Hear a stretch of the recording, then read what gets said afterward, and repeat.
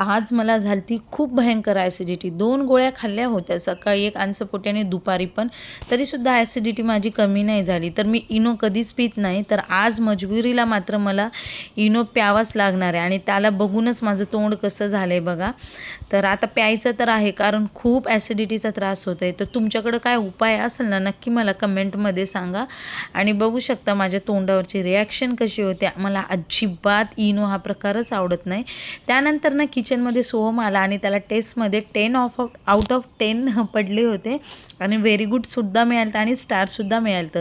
त्या दिवशी तोडलेलं सीताफळ हे आज पिकलेलं आहे बघण्यासाठी आम्ही दोघं गेलोत गव्हाच्या पोत्यांकडे आणि बघतात काय तर सीताफळ छान असं पकलेलं होतं आणि तो बघून मला एवढा आनंद झाला ना की मी तुम्हाला शब्दात व्यक्तच करू शकत नाही. कारण मी त्या झाडाची खूप काय म्हणता येते पाणी देणं, खत देणं खूप काय केलं आणि आनंद बघा.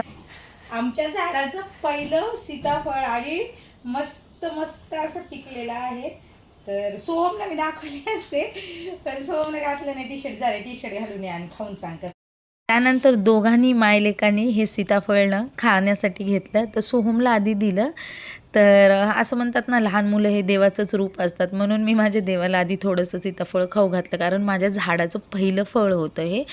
तर खूप गोड होतं आणि त्यानंतरनं मी खाल्लं. अगदी गोड इतकं की बस असं वाटत होतं की मार्केटमधून आणलेलं. आणि मग त्यानंतरनं कितीही म्हणलोत ना आपण की इडली डोसा करायचाच नाही, पण 1 आठवड्याच्या नंतर परत माझंच मन होतं की अरे इडली नाही तर डोसा करावा. इकडे डोशासाठी पीठ भिजू घातले आणि इकडे तोपर्यंतची सोहमनी केलेली मस्ती बघा. बाय.